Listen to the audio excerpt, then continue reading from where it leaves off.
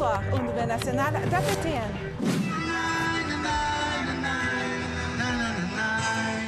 Une des plus grandes figures de la musique Innu, Philip McKenzie, n'est plus.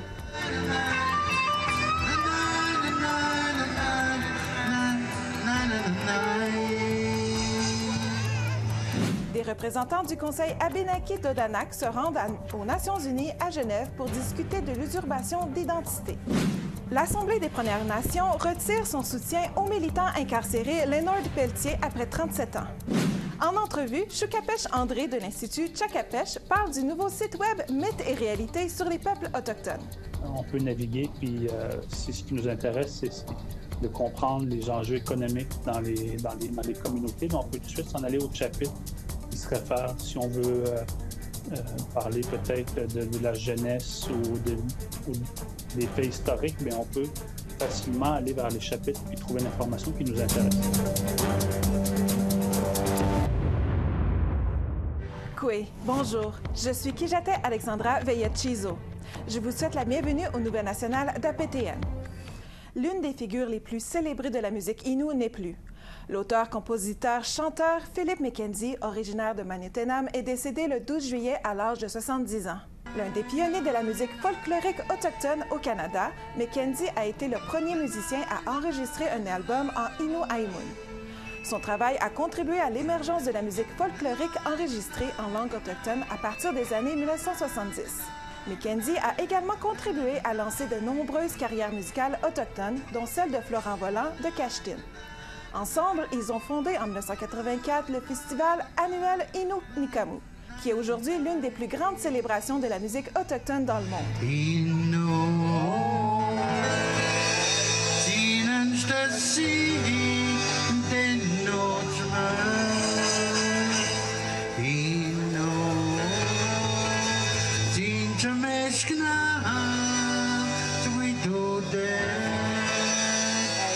Les membres du Conseil Abénaki-Todanak ont porté leurs inquiétudes sur la fraude d'identité aux Nations unies la semaine passée. Les membres de la délégation se sont rendus à Genève pour dénoncer ce qu'ils décrivent comme étant du vol d'identité, de culture et de spiritualité qui se passe particulièrement dans l'État du Vermont. Ils continuent de s'opposer à 4 groupes autoproclamés dans le Vermont qui sont reconnus comme Abénaki par l'État. Selon le Conseil Jacques Watso, ils ont eu des discussions positives avec le secrétaire de l'Intérieur des États-Unis. We want the cancellation of the state recognition process that was done in the state of Vermont by the 4 fake tribes that are there that were recognized in 2011 and 2012, to cancel the whole process and to have the local governments of New England and Quebec to address issues concerning our traditional territory to be addressed to the Abénaki Nation of Odanak and Wolinak. Nous vous invitons à nous suivre sur les réseaux sociaux. Vos commentaires, suggestions et questions sont les bienvenus. Pour nous joindre par courriel, l'adresse est le info nouvelles au pluriel @aptn.ca. Retrouvez-nous sur Facebook au @nouvelles au pluriel APTN en un mot et sur X @nouvelles au pluriel APTN. L'Université du Manitoba affirme qu'elle a à son possession des centaines de restes humains, de biens et d'artefacts ancestraux autochtones. Maintenant, elle souhaite les retourner aux différentes communautés Premières Nations, Métis et Inuits auxquelles ils appartiennent. Sab Junza était sur les lieux lors de l'annonce. L'Université du Manitoba présente des excuses publiques pour sa collection de restes humains ancestraux autochtones, une collection qu'elle qualifie aujourd'hui d'inappropriée. The University of Manitoba did not live up to its ideals in their true form. Today, we begin by atoning for these historic failures. We apologize for these past wrongs. We are sorry. Le président de l'université, Michael Benarosh, affirme que le processus de rapatriement et de rapatriement, ou le retour des restes humains et des artefacts funéraires, commencera immédiatement. L'Université du Manitoba a commencé à recueillir les restes d'ancêtres autochtones au tournant du 20e siècle. We use these ancestral remains and belongings in classrooms and in laboratories, and sometimes put them on display, all without consent from First Nation, Inuit, and Métis families, communities, and nations. Les responsables de l'université affirment que les restes et les artefacts ont été acquis de différentes façons, y compris certains qui ont été remis à l'université par la GRC. Ces acquisitions ont eu lieu au début des années 1980. Today, when I witnessed so many emotions in the ceremony this morning, I get it. To learn about ancestors being in drawers, in paper bags, in stapled little baggies, it's horrific. It's devastating. Lucy Bell est coprésidente et cofondatrice du Haida Repatriation Committee. Depuis 30 ans, elle apporte les restes de ses ancêtres à Haida-Gwaii, au nord de l'île de Vancouver. En 2021, elle a contribué à rapatrier plus de 500 ensembles de restes humains. Maintenant, elle en ajoute quelques autres. Tomorrow, we take home 4 of our ancestors from this institution, and it's not easy work. It never gets easier to be handling the bones of our ancestors. Lucy Bell espère que d'autres institutions détenant des restes ancestraux, comme l'Université Simon Fraser à Vancouver, suivront les traces de l'Université du Manitoba. Un reportage de Sav Jonza, Nouvelle nationale d'APTN, Winnipeg. Le Saskatchewan Indian Institute of Technology a un plan pour améliorer les soins de santé dans les communautés autochtones éloignées. Son plan pour aider les gens à accéder aux services de soins de santé essentiels comprend un centre de santé virtuel, un bras robotisé et l'espoir qu'il puisse atteindre les gens là où ils se trouvent. Rachel May a eu l'occasion de voir comment tout cela fonctionne. I truly believe to improve Indigenous community health, we need Indigenous-led programs. Ivar Mendez est le directeur du Centre virtuel de santé du Saskatchewan Indian Institute of Technology. L'un des services les plus inusités offerts par l'Institut est d'effectuer par un bras robotisé des échographies. Mendez affirme que cette technologie est non seulement essentielle à la santé des patients, mais qu'elle offre aussi la possibilité aux futurs parents de vivre une expérience qu'ils ne connaîtraient peut-être pas autrement. Women have to travel to the cities, put in a hotel, and then have their ultrasound. You can imagine having your first ultrasound without your partner, seeing the baby for the first time. Le Centre virtuel de santé permet également à la province d'économiser de l'argent sur les déplacements pour raisons médicales. So we did this study for a year, and we saved about 24 transportations, which is $240,000. And each of these robots was about $70,000. L'ingénieur électronicien du Centre virtuel de santé, Luis Bustamante, souligne que les lacunes en matière de soins de santé dans les communautés autochtones éloignées sont inacceptables. Females didn't have that, and that's not right for Canada, you know? This is not a third world country. Ce projet promet à la fois de fournir des services essentiels à la population des régions rurales et de créer des emplois. De plus, il propose que le bureau du Centre de santé virtuel sera centralisé sur le territoire de la Première Nation Whitecap Dakota. À partir du centre, les médecins et les techniciens pourront aller travailler dans les différentes communautés. Le projet est en cours dans 5 communautés éloignées de la Saskatchewan et le Dr Hamza Dani affirme que les effets se ressentent déjà auprès des patients. You can find cancer or other, very challenging diseases much earlier on instead of waiting, weeks, months. Joey Deason, directeur des opérations du Carrefour virtuel de la santé, déclare que l'équipe est heureuse d'aider à combler un besoin pour tous les patients de la province. We now are in the position where we can harness the power of technology to try to erode some of these barriers and try to enable better access for all people in Canada. L'infirmière clinicienne Brittany Olsen convient que le Carrefour virtuel de santé est un pas dans la bonne direction. I think being able to provide care at home is going to pave the way for them and help us out as a whole. Le gouvernement fédéral a prévu un budget de 390 millions de dollars pour la construction ou la rénovation d'établissements de santé, notamment le Centre virtuel de santé. L'Institut espère pouvoir étendre ce financement à un plus grand nombre de communautés de la Saskatchewan. Un reportage de Rachel May, Nouvelle nationale d'APTN, Saskatoon. Après cette pause, l'Assemblée des Premières Nations retire son soutien à l'activiste emprisonné Leonard Pelletier. Soyez là.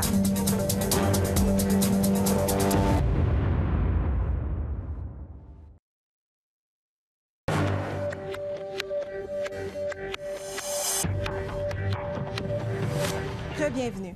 L'Assemblée des Premières Nations a retiré le soutien qu'elle accordait depuis des décennies à Leonard Pelletier, un militant du AIM ou aussi appelé American Indian Movement, qui a été emprisonné aux États-Unis. Lors de son assemblée annuelle à Montréal, l'APN a adopté une résolution visant à couper les liens avec Pelletier en raison de son interrogatoire présumé de l'activiste Anna-May Pictou-Aguash avant son assassinat. En 1977, Pelletier a été condamné pour le meurtre de 2 agents du FBI, mais il a toujours proclamé son innocence. L'APN le soutient depuis les années 1980. Cependant, des sources ont accusé Pelletier d'avoir interrogé Aguash, qui était membre du AIM et soupçonnée d'être une informatrice du FBI. Sa famille croit que Pelletier était impliqué lorsque Aguash a été abattu en 1975. 2 membres du AIM ont été condamnés pour son meurtre dans les années 2000. Le réexamen du soutien politique antérieur aux personnes condamnées pour violences contre les femmes, les filles et les personnes d'ES LGBTQIA+, des Premières Nations est un pas important vers la vérité et la guérison des survivants et des familles. Des représentants de toutes les communautés du Nunavik sont venus à Montréal récemment pour la réunion biennale du Comité régional pour l'élimination de la tuberculose, organisée par la Régie régionale de la santé et des services sociaux du Nunavik. La réunion a attendu les commentaires des représentants des 14 communautés inuites. L'objectif du comité est de supprimer la tuberculose dans le Nord et le défi est pressant, car les cas de maladie ont augmenté sur le territoire au cours des dernières années. Selon Glenda Sandy, membre du Conseil de santé, l'une des clés de la lutte contre la tuberculose consiste à écouter les responsables des différentes communautés pour comprendre quels sont les outils spécifiques qui les aideront le mieux à lutter contre l'infection dans leur propre localité.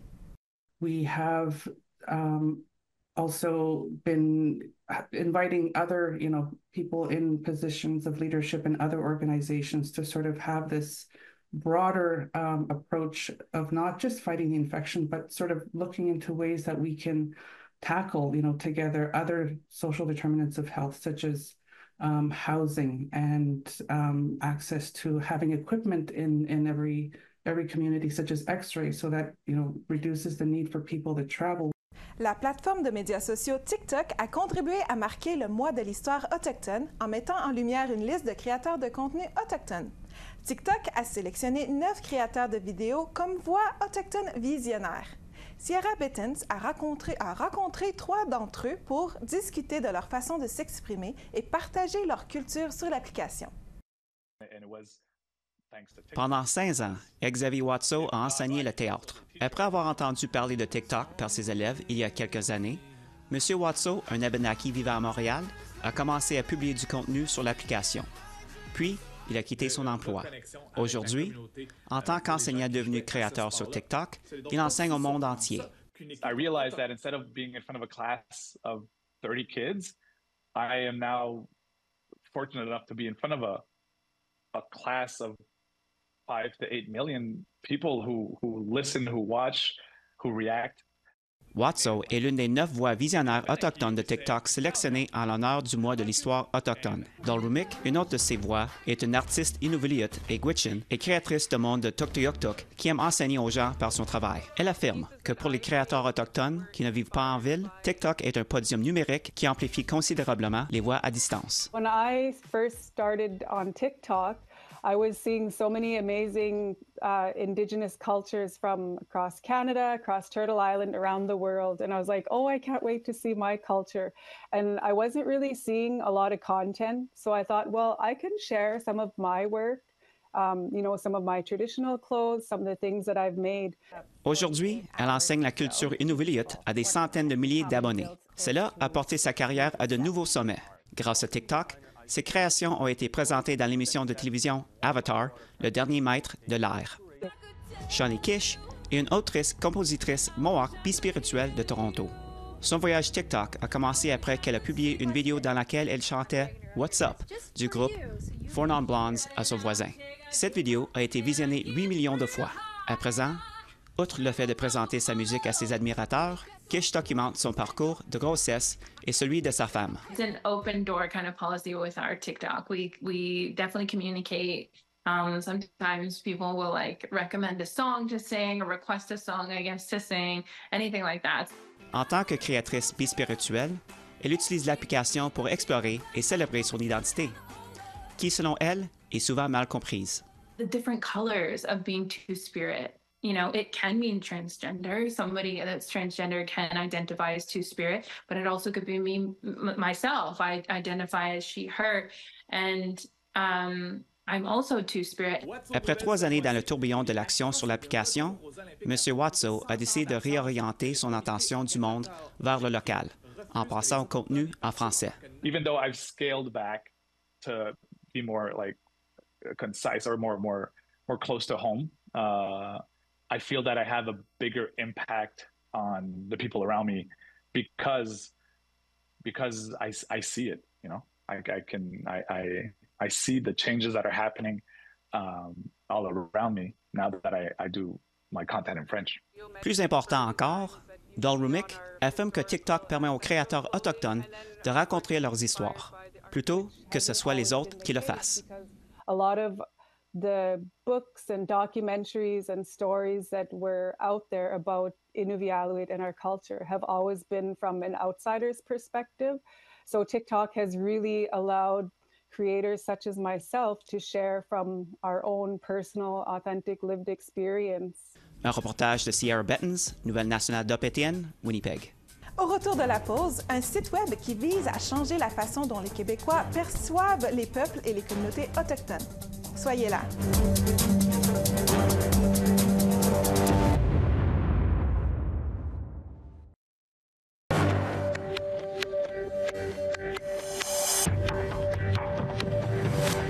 Bienvenue. Un nouveau site web du Centre culturel Innu, l'Institut Tshakapesh, rend accessible le guide populaire de Pierre Lepage, Mythes et réalités sur les peuples autochtones. Ce livre en est maintenant à sa 3e édition et est resté un document important pour la sensibilisation des réalités autochtones au Québec. Cette année, il a été adapté en site web interactif par l'Institut Tshakapesh et la Commission des droits de la personne et des droits de la jeunesse. J'en ai discuté avec Choukapesh André, directeur de la recherche, du développement et de l'innovation de l'Institut. Voici notre conversation. Bonjour, bienvenue aux Nouvelles nationales d'APTN. Premièrement, merci d'avoir accepté cette invitation. Est-ce que vous pourriez expliquer un peu plus quel est le lancement qu'il y a eu récemment? Oui, dans le fond, récemment, on vient de mettre en ligne une plateforme qui est basée sur l'ouvrage Mythes et réalités sur les peuples autochtones. Je pense que c'est important de faire peut-être une petite introduction du livre, là. Le livre, dans le fond, a été écrit en 2002 par Pierre Lepage, du temps où il travaillait à la CDPDJ, la Commission des droits de la personne et des droits de la jeunesse.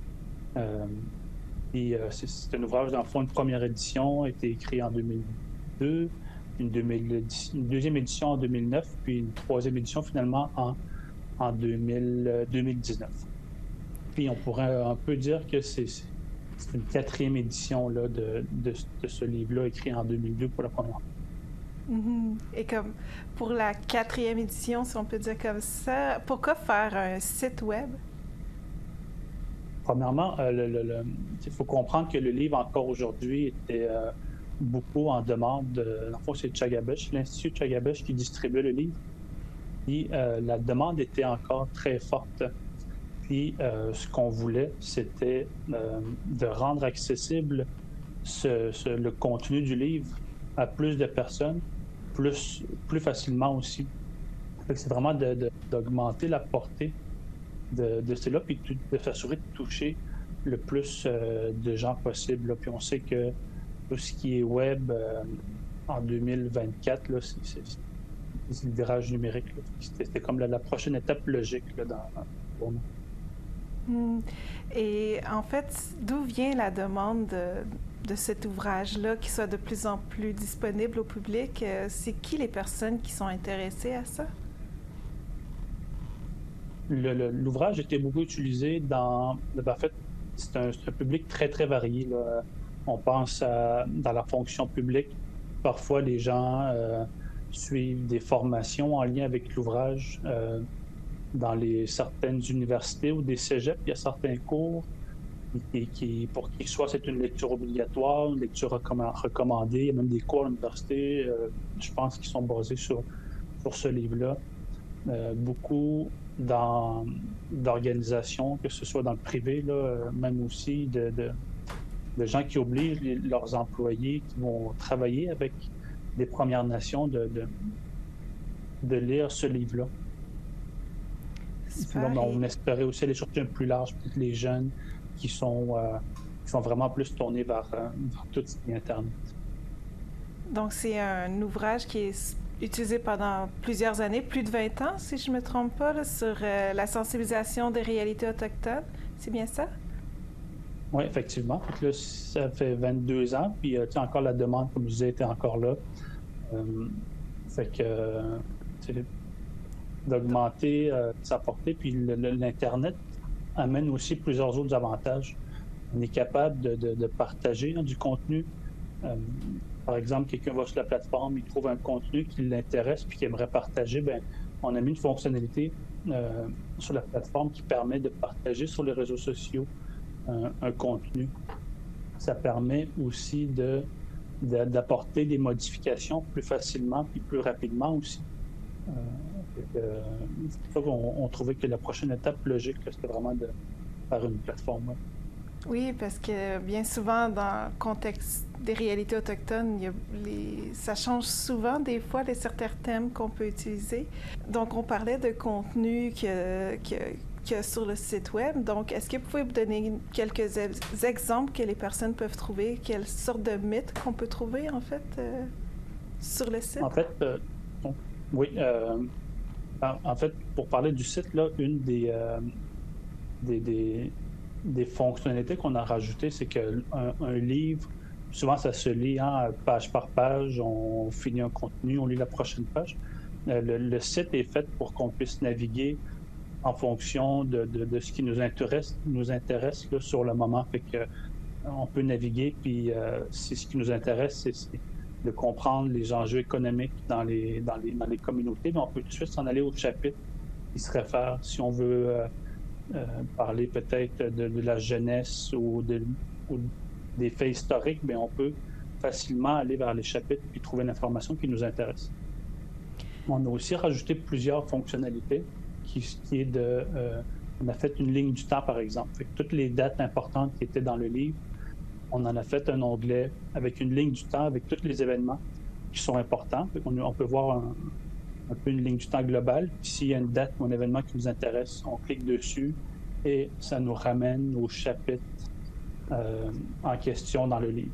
On a fait la même chose avec toutes les figures marquantes. Quand il y avait, on parlait d'une personne dans le livre qui a accompli quelque chose d'important, bien, on a tout regroupé les figures marquantes à un seul endroit où on donne une brève description de qui c'est cette personne-là, puis qu'est-ce qu'elle a fait, dans le fond, son rôle là, dans l'histoire.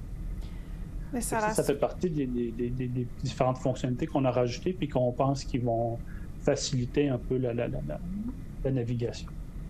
Mais c'est super. Pour vrai, ça a l'air vraiment intéressant d'aller voir. J'ai le livre proche de ma table de chevet depuis longtemps, donc ça va être encore plus intéressant d'aller voir le site Web. Je voulais vous remercier pour votre temps aujourd'hui, pour avoir parlé de ce site-là, et en espérant à la prochaine fois.